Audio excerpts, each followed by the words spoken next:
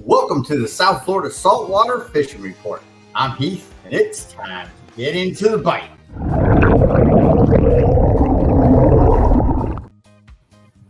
All right, folks, welcome to the show. Here we are, the one-stop shop, the place for everything local fishing. We're going to go over what's biting, who's catching it, where it's being caught. We're also going to cover your future marine forecast, your moon phase, and your tide charts. Everything that you know or need to know to keep you into the bite. All right, folks, before we get into this though, if you want to learn more about fishing, grow as an angler, just see some great, exciting offshore fishing adventures, you can start by hitting the subscribe button and joining the South Florida Saltwater Fishing family. All right, so let's get right into this. We had to skip last week due to a family emergency. So we've got a lot to go over. First, we're going to get into the news. FWC's got a couple of closures and an opening. So let's get right into it. The first thing is red grouper in the Atlantic and Monroe County. Of course, this will be a closure. So, I'm sorry, not red grouper, snowy grouper. Yeah, okay. Yeah, I'm all tongue-tied and twisted right now. Okay. So as of June 30th, right now, hey, how you doing? As of June 30th, starting on July 1st, which was 9 days ago, snowy grouper, Atlantic, all the way from up in the Carolinas down to including Monroe County. Snowy grouper and red porgy is closed. So if you're going out and deep dropping and you lace into one of these, bring your descending device because that fishery is closed right now. Okay, harvest will reopen May 1st, 2025. So you got quite a while before you can start latching on to snowy grouper, and this is consistent with federal too. Federal waters and state waters are closed for snowy grouper as of July 1st. All right, big bummer, but hey, that's life, right? All right. Let's look at what other closures we got. I know there is Gulf. Yes, I knew there was red grouper somewhere. Give me a second here. I'll pull it up. Gulf State Waters. Red grouper closed same day, July 1st.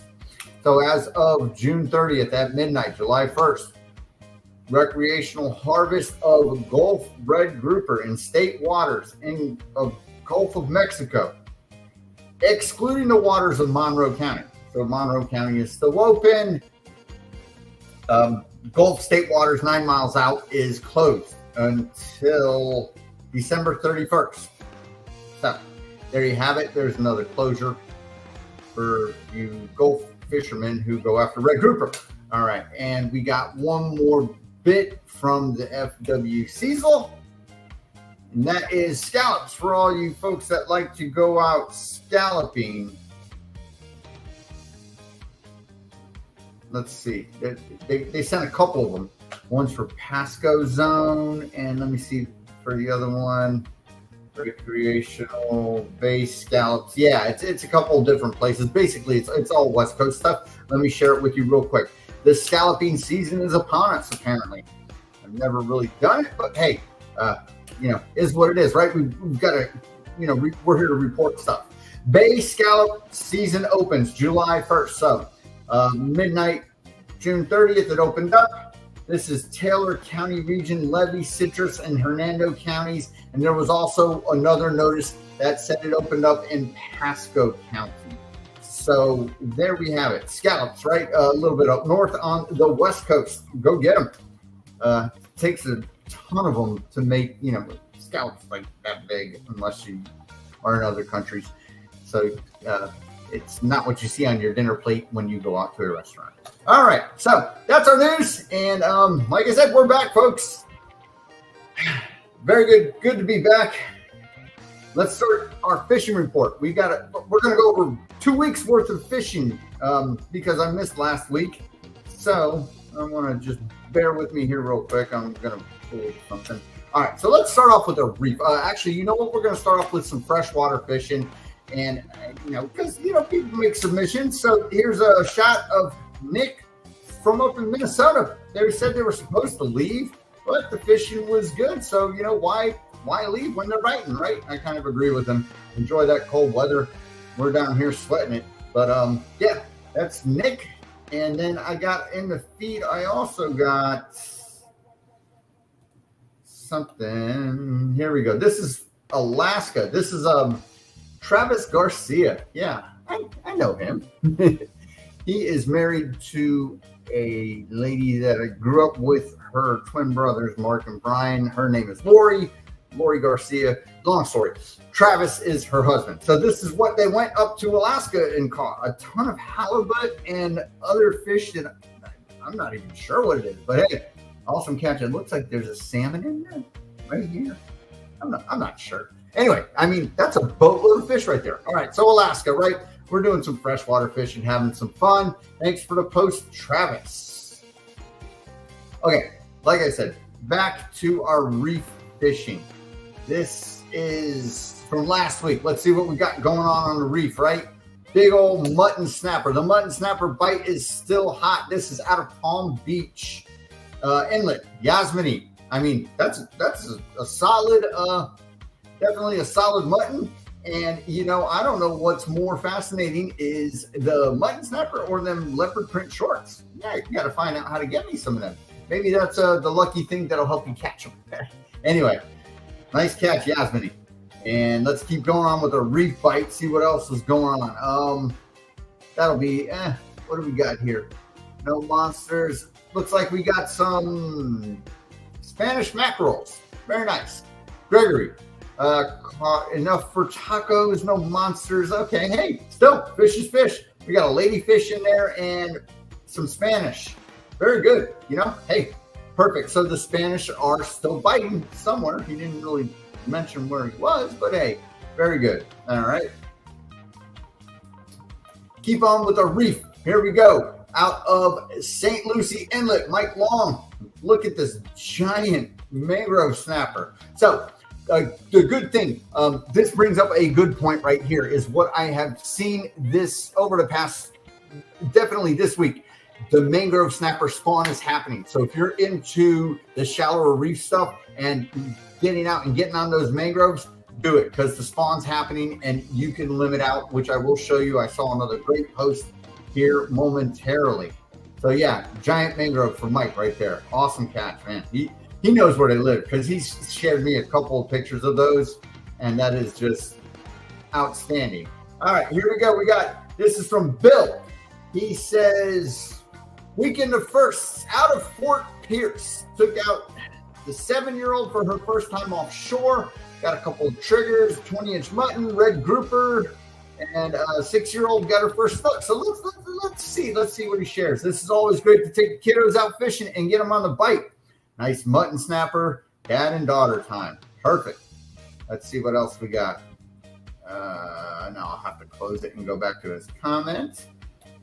It's very good because he shared quite a few pictures. Here we go. There's the snook he was talking about with the 6-year-old. That's an inshore catch, but hey, still nice catch.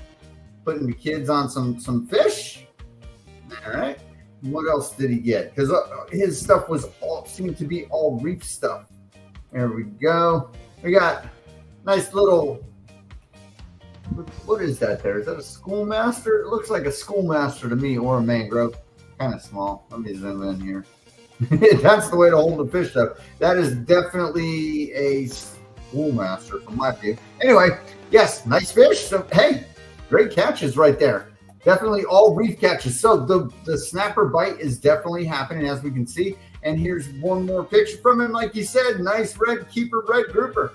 Having a blast with the kids. So, you know, again, these are what's happening right now. Is the grouper bite is phenomenal. And that, like I said, that mangrove snapper bite. And also the yellowtails are still going off. And so are the muttons.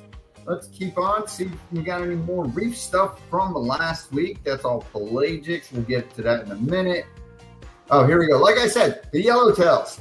This is from Juan. I mean, man, there you go. Solid yellowtails with a little mango right here.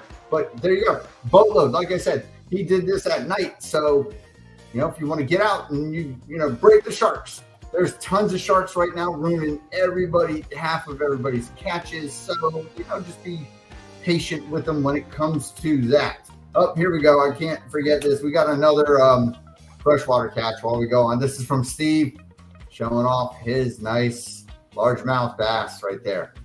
All right, back to the reef, folks. Okay, so that is that for last week on our Monday feed for sharing the reef. Let's see if there's any direct posts from the reef. So this is typical of the reef, which we will get into. This is from Gadiel Mata.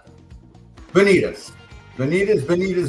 They are getting vicious right now, folks. So, they're starting to come in jumbo size too. So if you use bonitas for bait, hey, also known as false albacore, go on ahead and light them up, right? Let's see, blackfin. Oh, here we go. This is from Jose Rodriguez. Made the best of a rainy Sunday. So this is obviously was June 30th, I believe. He went out and he picked off a nice AJ. Look at that. Very good. And it's on the Johnny jigs. So the amberjack obviously are, if you're going jigging, maybe even live baiting or dropping down, some fresher frozen bait, the amberjack are still around. Maybe not so much as, not so super thick as there are other times of the year, but hey, they're still around. All right, let's get to this week's. Stop. Here we go. This is this week's post from Monday. All right, let's look at our reef once again. All right, this is from Richard. Richard follows my advice. He watches many of the YouTube videos, and he's had some great luck over the last couple of weeks lacing into the false albacore. There he is with his daughter, and, they've got a boatload of them. So some great fun right there, tearing up the reels. Those are, false albacore are some of the strongest fighters in the ocean. So a ton of fun right there. All right, let's keep going on. What do we got here? That is not a reef fish. We will get back to that. That's a deep drop fish right there. Here we go. This is from Osmany, from Ocean Pulse Gear. There we go. Hitting, like I said, the mangrove spawn is happening. Look at that. Oh, and he's got a couple of yellowtails in there, but definitely solid right there on the mangrove spawn. Hitting it right. I mean, awesome timing on it. So, mangrove snapper, folks. Go get out and get them while you can. Here we go. This is Todd. Todd sent us, let me see, nice catch right here. We got big old red, smaller red, couple muttons, couple of smaller muttons, and looks like some yellowtails in the background. So there we go. Reef, again, the grouper and the snapper. So if you're out there and you want to know what's biting over the reef, folks, there, you got it right there. Go for the red grouper biting, and the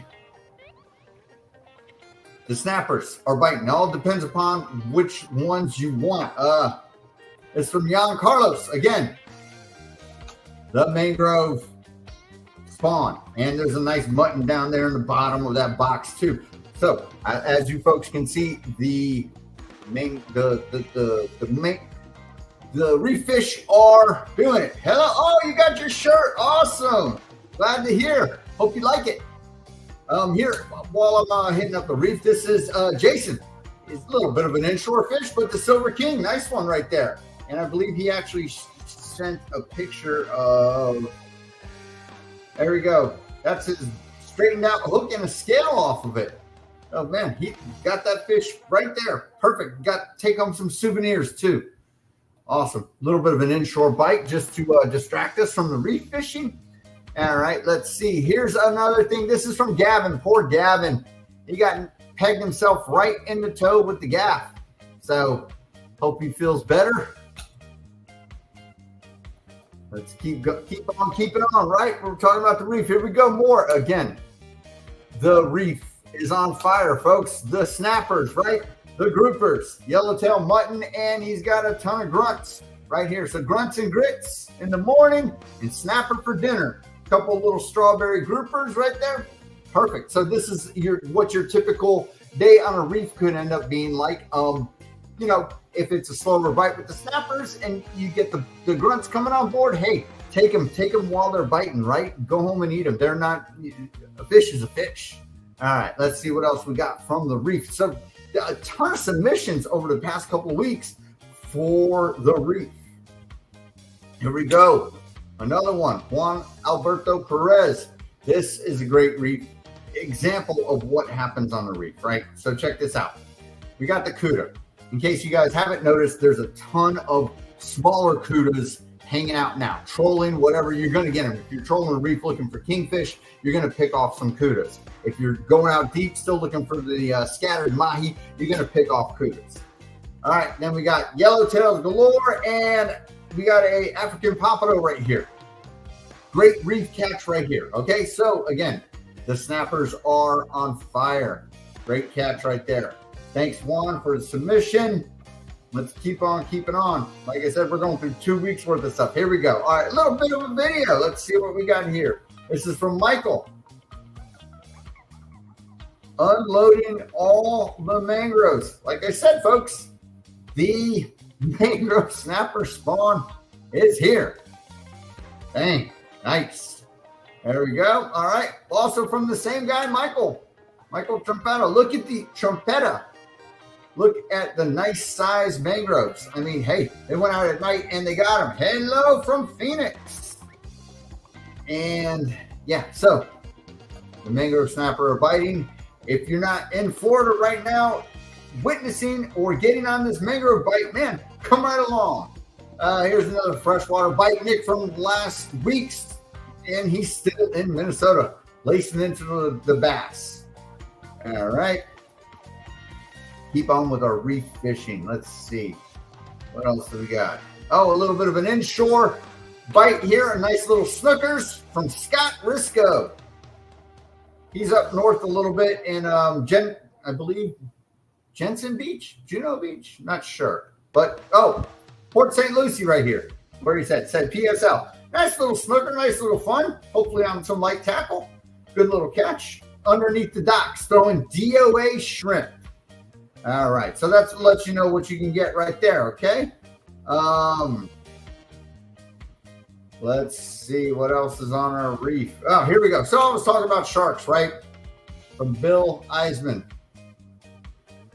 Said he got a bunch of scamps, a bunch of red snapper, the ASR. San Diego in 2 weeks. Hey, have fun, bud. Hope you get some fishing done out there. 10 to 14 reds. The ASR, they got that 1 day red snapper bite. But this is what is happening, folks. The sharks are being ultra greedy right now. So, man, that's a bummer right there.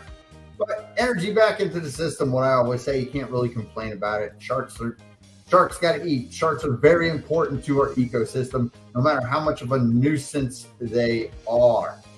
This is submission from Mike Bayless. On the triggerfish with the daughter. Perfect. Look at this. Here we go.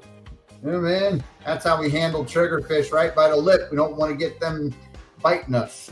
Very good. Very good. All right, Mike. Nice triggerfish. So this is the stuff. So also, again, speaking of triggerfish, if you're fishing, let's say your yellowtail and triggerfish are going to start coming up into your chum line. So you're going to have to fish your way through them. Okay. So that's about it for Reef fishing.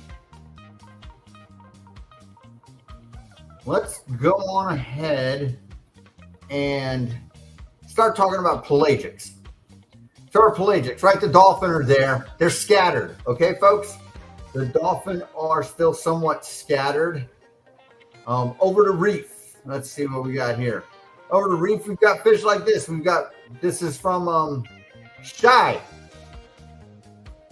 He's got nice bonita, brought the kids out, did some fishing. Nice false albacore bonita and nice barracuda. Very good. Keep a barracuda. Okay, that's your Reef again. So, let's look more to pelagics again. Here we go. Another lacing into the false albacore here. False albacore. So if you can keep away from, there we go. Nice little amberjack. So out of all that, he ended up getting some dinner. Take him home, throw him on the smoker. That's more Reef Let's see. Looking at our pelagics. There we go. So the dolphin. Let's read what we got here. Got this one trolling back from 1,000 feet out of Hillsboro. Hooked up on the troll around 600 feet. Nice weed lines. Had some spoolies around in 850, another weed line. Lots of boats out there. Yeah, so if you've got a weed line, man, there's going to be boats out there pounding them because they've been kind of scarce to actually find a clumped up patch of weeds. If you do, hey, going to get there. So yeah, nice dolphin. And this is submitted by Maya Demotro. Sorry if I butchered your name. Anyway, very nice catch. He got this. Look at this. He got this on a daisy chain too. So don't be afraid to get out there and put those daisy chains to work. All right, let's keep on. Here we go. Daniel Evans took out some young ladies. Got a couple of nice mahi, and also he sent something really cool. He was spearfishing and he's got some triple tail. Now, he said this one in the picture was the short one, and then he told me that this one back here was the keeper, but he only had one band on his gun loaded, ended up missing it. So, hey, Cliff, how you doing? All right, so yeah, nice catch right there. And he said this was some debris he kept running into, and that was where they got the dolphin and the triple tail were underneath. So there's stuff floating around out there. You just got to put in the time and find it. All right, let's keep on keeping on. See what this is. Some from Orlando, mini mahi tacos. Here's from Tennis Taz, nice blackfin tuna. So the blackfins, let me see, Hillsboro Inlet, 80 to 300 feet. He was giving us it in meters. So out of Hillsboro, so the blackfins are out and around 300. That's, I believe, is from last week. There we go. That's a deep drop fish. All right. So let's go and look what we got last week on the pelagics when it comes to the weekly feed. Wrong one. Here we are. Okay. So here we go. Jason Reese, Guggen the Pro, offshore. Number 4 planer, pink and white sea witch. One of the few remaining nice sized blackfins in the area. 200 feet just south of Port Everglades. All right, Jason Reese. Again, he's got his YouTube channel. Tons of information. Check it out if you get a chance. All right. Here we go. Gene Stein, 800 feet, trolling pink and white lure with the bonita strip on a number 6 planer. So if you're ever asking the question, do mahi hit planers? He has answered it for you. And I will back him up on that. Yes, mahi hit planers. If it tends to be a warmer day out or the surface temperature is warmer, make sure you got something down in that water column because they will hit it down there. All right. This is John Massinio. Another little blackfin. So the blackfin are out there. They're a little bit more scattered than they were a few weeks back, but hey, blackfin are still around, right? All right, let's keep on keeping on. Blackfin, here we go. John Massinio also. Come on. Nice sailfish right there. Look, let's examine his lure real quick. What's he got? He's got sort of a greenish and chartreuse colored lure. I'm not sure if that was on a planer or not, but hey, sailfish are always fun. Perfect. All right. What other pelagics do we got in here? Okay. This is a great video right here. Check this out. Boatload of mahi. Perfect. Man. And those are nice ones too. Doesn't look like a couple of gaffers and stuff. Good deal. Out there on a dead calm day. I thought I saw a skipjack and a blackfin in there also. So this is a solid haul right there. I don't know if they were live baiting or what they were doing. That is Charlie Rosen provided us with that. Perfect. All right, Jay Polsky went out fishing with the grandson. Nice, solid little bull right there. Polsky. Perfect. All right, going to the Keys next week. Penn 750s running 30-pound braid with 25-pound fluoro. Going to be inshore in the flats, Big Pine area. Head offshore and try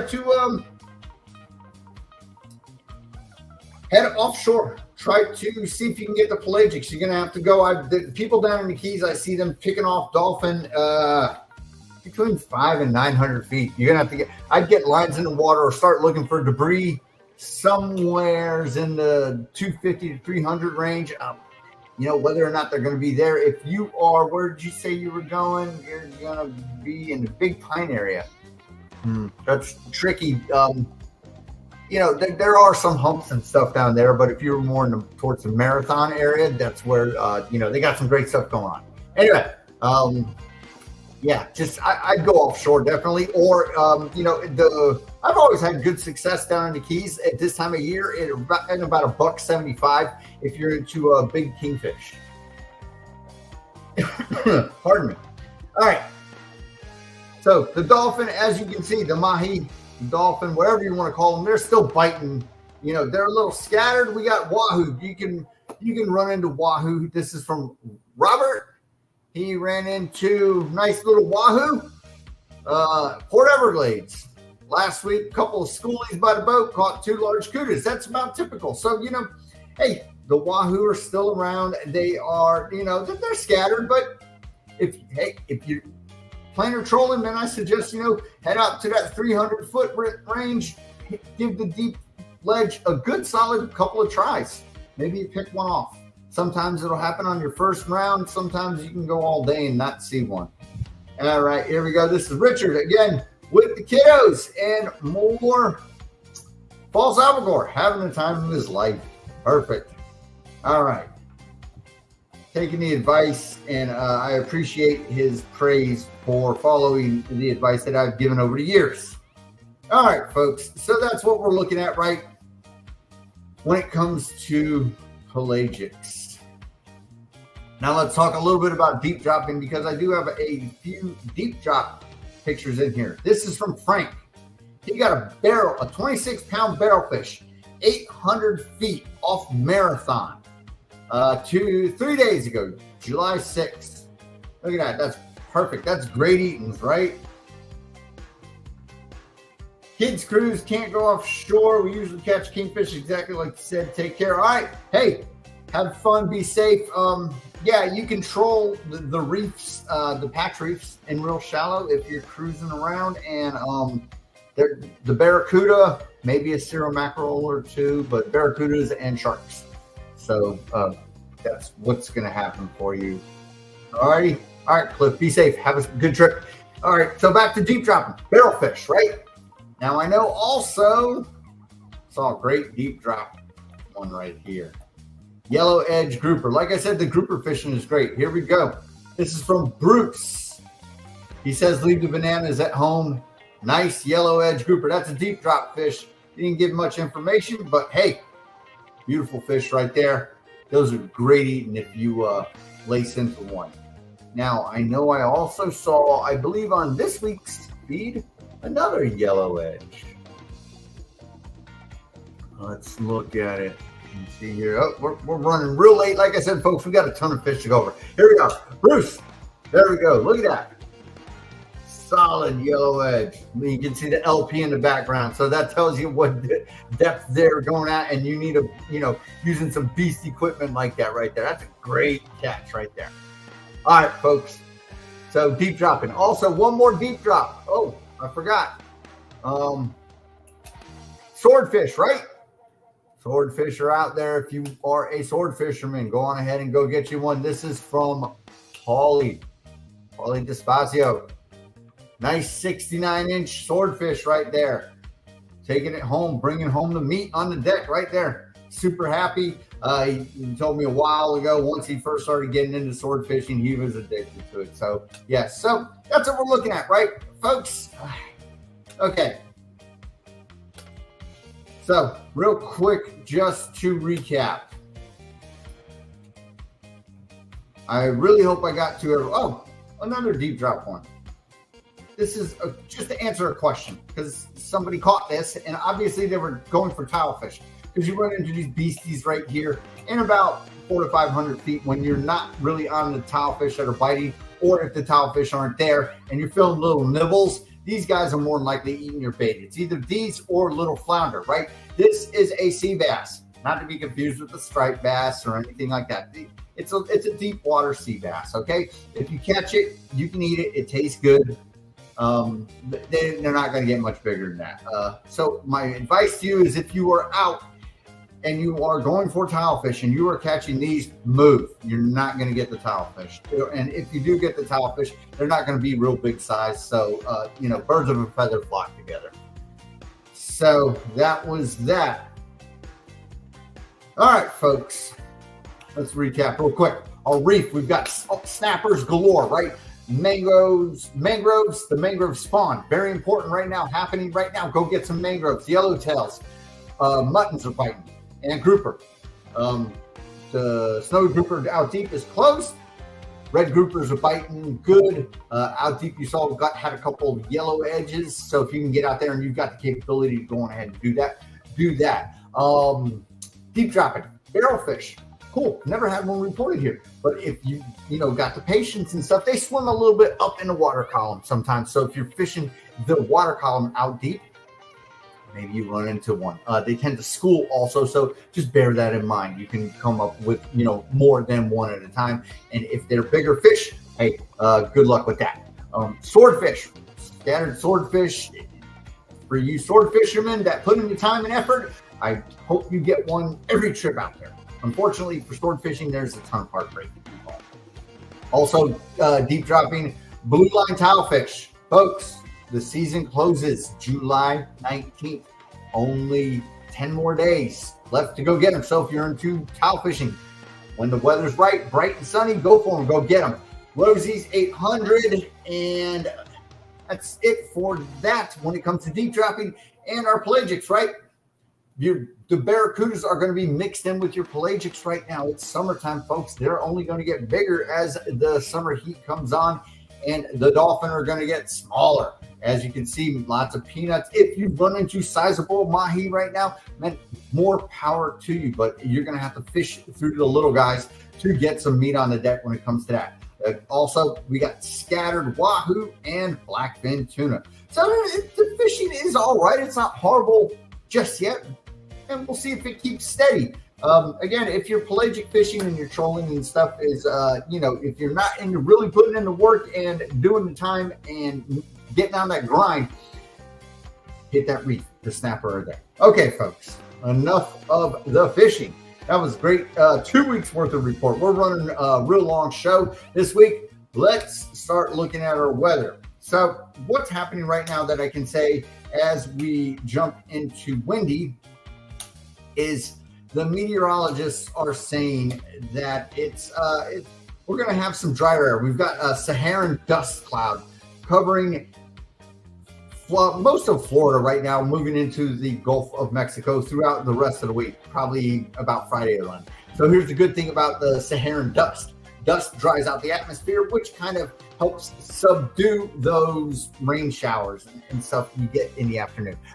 But then again, they're going to contradict themselves and say, as we head into like Wednesday, Thursday, Friday, we up our levels of showers. And as we head into the weekend, especially on Sunday, it looks like we'll probably have, less of a chance of showers. All right. So here we are. Let's look at our wind. This is where we're at currently. And the thing I know that I sort of looked at all this before I jumped on the show here, and it looks like we're going to have pretty good weather for the rest of the week, all the way into the weekend and beginning next week. So any day you want to get out, you can. And for the folks that can only do it on the weekends, hey, it's looking pretty good. All right, so let's check this out. So here's our wind right now. Tomorrow morning, we are Tri-County area. Looks like we got a west wind, so it looks like the heat is going to rise. Remember, when you've got a west wind in Florida, the air travels all the way over the land and heats up. So over on the East Coast, it's going to be fairly, steamy out there like it was today. Let's look at our speeds, though. Down here is the graphic that shows your speeds. The lighter color blues and purples is like dead zones and low wind. As you get into greens, that's more in teens and stuff. And should we see any pinks or anything, that's real high stuff. But I don't think we're going to. So tomorrow, we're looking fairly, good. Upper Keys, a little bit around 10 miles an hour or so, 10 knots, sorry, coming from the southeast over on the Big Bend and all the way up to Sarasota. Inshore should be fairly good. Tomorrow afternoon, pardon me, looks like we've got some, more calm air as we got winds coming from the west and the east sort of colliding. And this is what will create our showers along the coast and stuff. Lower Keys down around the Everglades National Park in the afternoon, looking fairly subdued. Inland, that onshore breeze happens. So that's tomorrow afternoon. Thursday morning, looking at west wind again. So we'll probably have, more subdued seas, but this is, 10 miles an hour or so up to, a couple miles offshore. Down in the Keys, lower Keys, you're looking at nice weather. So you probably have some fairly good seas all throughout the Keys. Up in the west coast, all the way up through Tampa, we got wind blowing from the west, right? So we got a west wind blowing straight into Tampa Bay. All them Skyway fishermen, hey, maybe that'll blow the fish their way. Down around the Big Bend right here and Everglades National Park. Less than 10 miles an hour. Tri-County area up into St. Lucie and Vero, less than 10 miles an hour, up to about 5 miles offshore from the west, though. So we're looking at, probably some nice seas Thursday morning, and the same thing into the afternoon throughout the state. The Keys, it'll tend to pick up, but it's going to be pulling from the west. So they'll probably have some fair seas down in the Keys. In the afternoon around Palm Beach, some dead stuff. Biscayne Bay, looking fairly nice. Less than 10 knots, 5 to 10 knots all day. Friday, same thing, right in between Palm Beach, Fort Lauderdale in the morning. Some dead stuff down around Key West, heading out, that long range trip, Holy Ridge and all that stuff. If you're doing that, might pick up, but it seems fairly subdued. 5 to 10 knots everywhere, up and down the coast, 5 to 10 knots. Same with the west coast. So like I said, we're looking at, fairly nice weather all week. Friday afternoon, same thing. Winds coming from the south. And this is the trend we're going to see as the week goes on. There is no tropical activity going on, and they don't forecast any of it, any waves or anything to come off Africa within the next 7 days. So we're sitting pretty with fairly subdued weather, typical for this time of year. Saturday morning, wind shift from the southeast, 5 to 10 knots up and down the coast, all the way up to Cocoa Beach. Not bad. So you can get out there. Like I said, Saturday morning looks nice. On the west coast, same stuff all the way up into Tampa Bay. You got easterly wind, so this is the leeward side. So the seas are going to lay down for our west coast folks. Down in the Keys, it looks like it'll pick up a little bit more. Low double digits, but not totally out of question of dealing with the wind. Saturday afternoon looks like it's laying down a little bit, all in the same areas. And let's see, Sunday morning, same thing, 5 to 10 knots. Over on the west coast, it picks up, looks like it gets a little bit breezier. Down in the Keys, it looks like we're looking at, 10 to 15 knots. So if you're going out in the Keys this weekend, it might be a little bit sporty out there. And as we head up north, look at the middle grounds real quick. Middle ground is around in here. So that's, not too bad if you're going out there over the weekend. That's Sunday morning. Sunday afternoon, the winds don't really pick up too much, too bad. So Sunday is looking like a fairly nice day. And over on our west coast, we're looking, very subdued Sunday afternoon. The Keys, lower Keys, again, they're getting 10 to 15 knot winds. So it might be a little sporty out there if you are in the Keys, Miami, Homestead, Blackwater Sound area.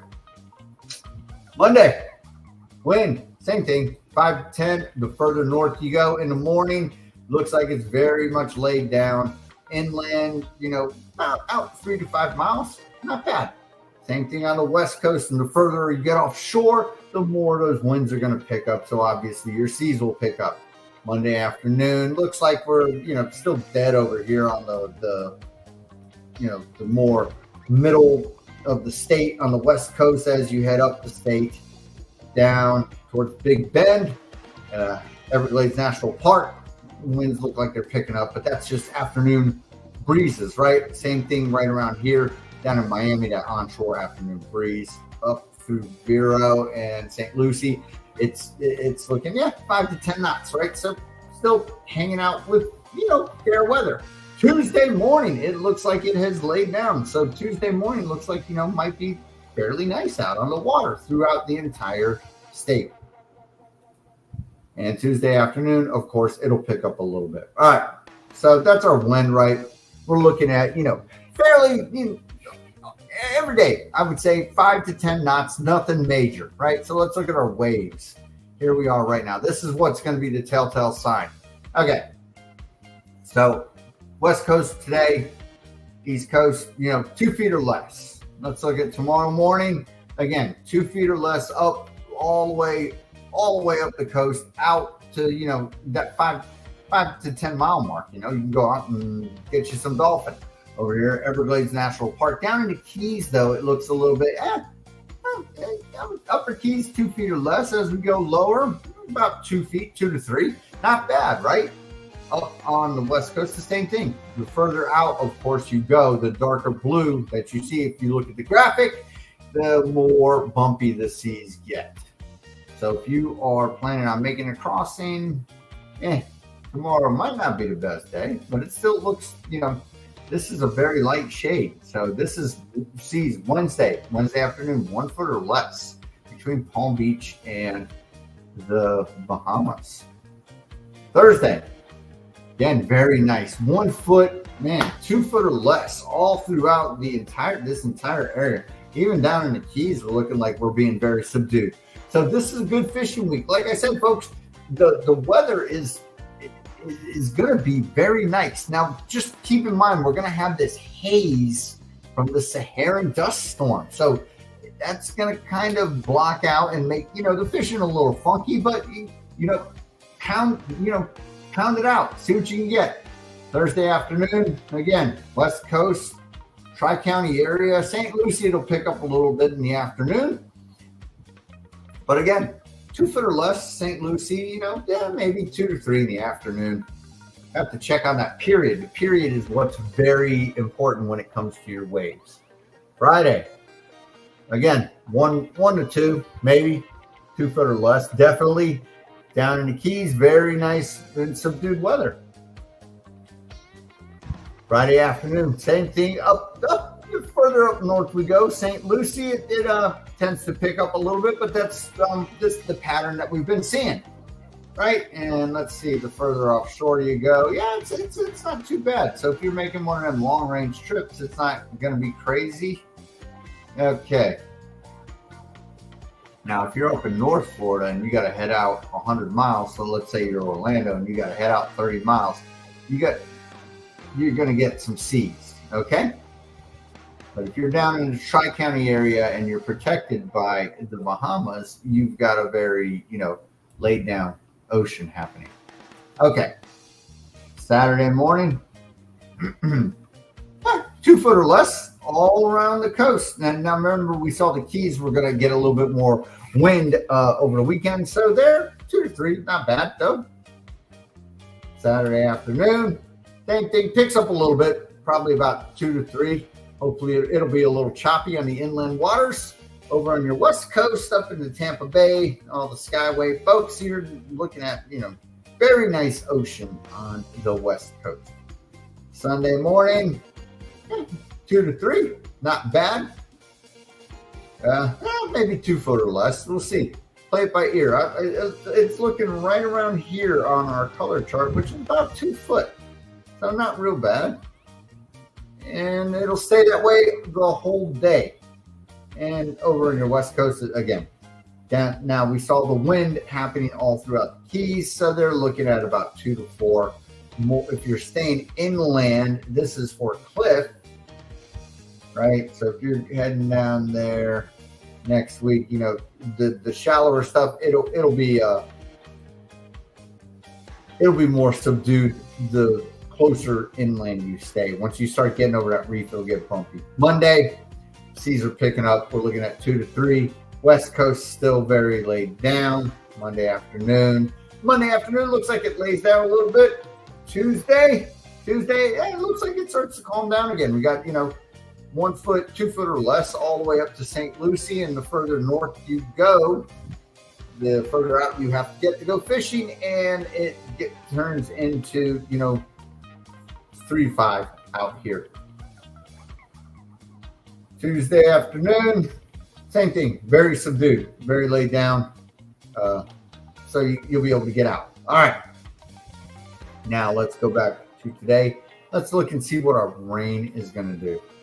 Here we are right now. Some storms up north. Again, we got the Saharan dust, which should sort of dry it out a little bit. Let's zoom out a little bit. Give us a real look at what's happening. All right. This is tomorrow morning. Storms over the Bahamas. Most probably heading away. Afternoon. Again, coastal showers, very scattered. Saharan dust kind of going to make that happen. Thursday morning, we've got some storms. Let's see what happens with them. The further into the day we go. They look like they're going to move north and stay a little north. So if you're in the Tri-County area, you know, just be cautious of them into the afternoon. And it looks like they'll head a little bit south. But again, this was the day I said the meteorologists are going to say your chances of stormy weather increase into that 40 and 50%. So just be cautious.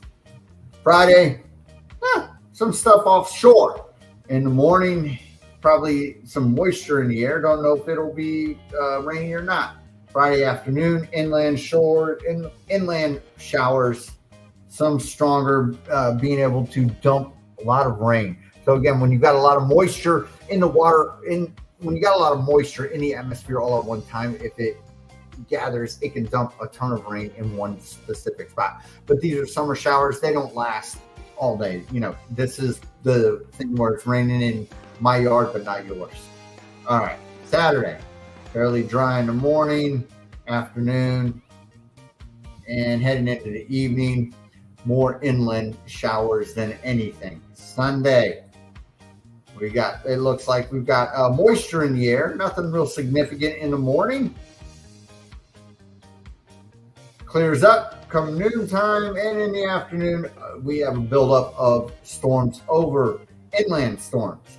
Monday, fairly dry in the morning. In the afternoon, looks like some moisture is coming up from the south, and in the late afternoon, it tends to look like it's going to stay there. So Monday, you know, fairly good. Tuesday morning, again, this just looks like moisture. Doesn't look much like very stormy weather. Tuesday afternoon, your west coast is going to be getting it, and then it sort of turns into inland showers in the afternoon. All right, folks. So there we have it. It's looking fairly good for the rest of the week when it comes to our weather. Let's go on ahead and look at, instead of the visual graphic, let's look at the written version of it from wind. Here we go. All right. So right now, here we are. Wind. This is today. Let's look at tomorrow. Very light winds coming from the south, southeast, shifting in the afternoon. Low to mid single digits, right? 3, 5, 5. Not much moisture either, right? A little bit rain in the afternoon, late afternoon hours. 82 up into the 90s tomorrow. Wave directions are from the east, less than 2 feet. Huge, good period of 8-7 seconds. Thursday, we've got shifting winds, right? So when your winds shift like this, it can tend to mess with your fishing. So just be wary of that if you are heading offshore Thursday and you're not getting into the bite. Have plan B. Starts out early in the morning at around 7 knots, and then it drops down greatly, right? And then in the afternoon, here it comes. picks up, right? But the wind speed picks up because we're going to have showers. So we saw this in that graphic earlier, what we just looked at, Thursday afternoon. So Thursday afternoon might not be the best idea to head offshore. Our wave heights, again, less than 2 feet, 7-second period. Very nice. Friday, 5 to 10 knots, right, guys? Same thing as what we were seeing in our graphic. Winds coming from northeast and east. Not much in the way. It'll be cloudy, right? So just bear this in mind if you're wanting to get out and do the tile fishing. When it's cloudy, they're not going to bite. So just, bring the reel just in case, but might not happen. Temps staying in the mid-80s, very seasonal. Wave direction from the northeast and the east, 2 feet. 2 feet or less, 6-second period. So our period is shortening and our wave height is getting bigger on Friday. All right, Saturday, winds blowing from the southeast and the east. Not very bad. These are the max. So, in between, they're in the mid to low double digits all day. Sunday, same thing, mid to low double digits from the east. We're looking at, some moisture in the sky and cloudy Saturday. Sunday, it looks like a fair amount of moisture in the atmosphere all the way through until the afternoon. Our waves are 2 to 3. 3 foot or so on Sunday, 5-second period. So our period is shortening. So it's going to be a little bit more sporty on Saturday and Sunday. Moving into Monday, same thing. Low double digits both days. Waves from the east, 3 foot, 2 to 3 foot both days. All right, so there we have it. Over the weekend, it'll be a little sporty, but it's not totally impossible to get out there and have some fun. Let's look at what NOAA says about this and then see if they jive with them, disagree, agree, or a little bit of both. All right, here we go. Tomorrow, NOAA. 5 to 10 knots, 2 feet or less, 1 foot. Chance of showers and thunderstorms. So, tomorrow's nice. Thursday, south at 5 knots, becoming east-southeast, seas 1 to 2 feet. Again, very nice ocean Thursday, but again, in the afternoon. Showers and thunderstorms likely in the afternoon. That's what we looked at. So, the Thursday afternoon is not the day to head out. Friday and Friday night, east-southeast, 5 to 10, 2 feet or less. Saturday, east-southeast, 5 to 10 knots, 2 feet or less. Showers and thunderstorms likely. And Saturday into Sunday, they're saying 5 to 10 knots. So there's a little bit of a discrepancy between what NOAA's calling for and what Wendy's calling for. But I'm going to go with right in between them both. I'm going to say it's going to be good enough to get out. There's going to be a little bump to the water because, we've got winds coming from the east and southeast, 5 to 10 knots, right? So you're looking at, they're saying 2 feet or less. Let's call it 1 to 3 throughout the weekend. And again, showers. Sunday, we looked at rain showers. They're calling for it too. So Sunday might be a good bit of rainy day. Might not actually be a nice day to get out. Hopefully this changes because I got a guided thing happening. Little bit of work happening on Sunday, and that would put a damper on it. Anyway, that's what NOAA's saying. All right, folks. So that's our weather, right? It looks good, of course, until the weekend. The showers are going to start moving in. And again, remember that Saharan dust storm I said it's going to hang out till the end of the week. And that kind of subdues your chances for rain because of dust creates a dry atmosphere.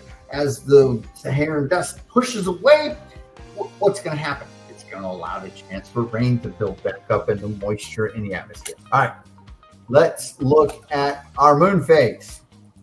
For those of us who like to fish by the light of the moon.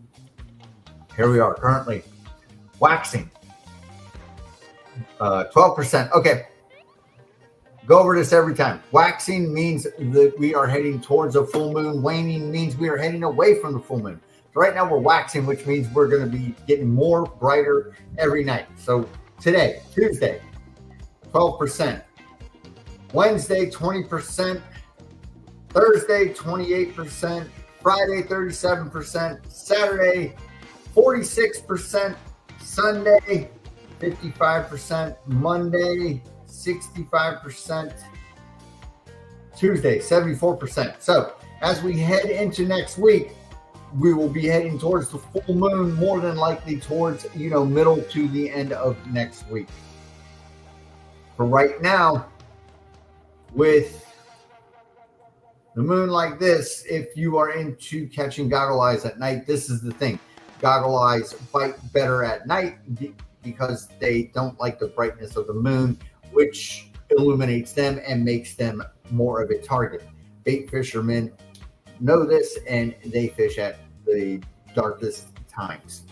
So right now, the moon phase is, I can't really say it's really affecting much of the stuff. The pelagic should bite a little bit better when the moon is a little bit darker, because it's not illuminating and, giving away all the food source. Okay, so there's our moon phase. If you're a Wahoo guy, swear by the full moon, you got to wait till next week sometime. All right, last thing now, let's look at our tide charts. Tides are always important for fishing those inlet mouths. Okay, so right now, we have an incoming tide. So let me explain to you. If you fish the inlets, if you fish off a jetty, or you troll, or you drift, or you park your boat right out in front of the inlet looking for that water flow, you want always the water flow that is coming out. If you are fishing an inlet on an incoming tide when the water is rising, you will catch nothing. You need to fish the outgoing tide. The reason is the water pushes the sediments out. Little fish come in and eat all the sediments and all the microorganisms and stuff, and then the big fish come in and eat those little fish. So this will change as the week goes on, though. Here's today. Tomorrow, we're almost at the slack tide as the sun starts coming up. Thursday, slack tide right at sunrise. And again, the tide will be rising until mid-morning. We have tides around 12-hour cycle. 6 hours up, 6 hours down. Okay. As we head into Friday, we'll be at the end of the outgoing tide. So the water will be starting to slow down as you leave these inlets and head offshore. And then you will be fishing a slack tide for a little bit. So if your bite slows down in the morning, sometime between Friday and Saturday, you will know why. You're fishing the slack tide. So it's going to be a rough tide to fish this coming weekend. If you get out on Saturday and Sunday, again, watch out for the rain. The tide will be a rough tide. So it's going to be a little bit of a tricky thing to fish this weekend. Between the rain happening, especially on Sunday, the tide will be right about here. So you'll be at about the 2/3 of the way through the tide. Be able to fish that into the slack tide, head offshore and do that. But the further you get out onto the reef, might not affect it so much. Tricky situation. See, you got to pay attention to these things and call your shots with that, right? You're never really going to have the utmost of perfect conditions with a great moon, a perfect tide setting, and rain or wind or everything. So this week we got, during the week it happens to be, a little bit better than the weekend when it comes to wind and waves. And as the weekend pushes through, the rain starts to show up more on Sunday. All right. So that is our weekly weather forecast, moon phases, and our tide charts. And we are about out of here. It's been a long one, folks. We're running almost to an hour. I want to thank everyone for hanging out. And before we leave, I just want to invite you, if you are on Facebook, Want to invite you to join the South Florida Saltwater Fishing Report. The page looks like this. Go on, ask to join. It actually, the cover of it looks like this. It's actually called the South Florida Saltwater Fishing Report. Ask to join, answer a couple of simple questions, right? What's your favorite fish? And do you agree to the rules? The rules are simple, right? No YouTube videos. You can be a little silly on here or there. I'm not going to, hold that against anybody. This is all good and fun, and it's really here to just let everybody know, hey, this is what's biting. If you want to share a little bit of information, where you caught it, what you caught it on, what depth or whatever, hey, great. More power to you. Again, sharing is caring, folks. So if you're on Facebook, go on ahead, stop on by, join the South Florida Saltwater Fishing Report. We'd love to have you.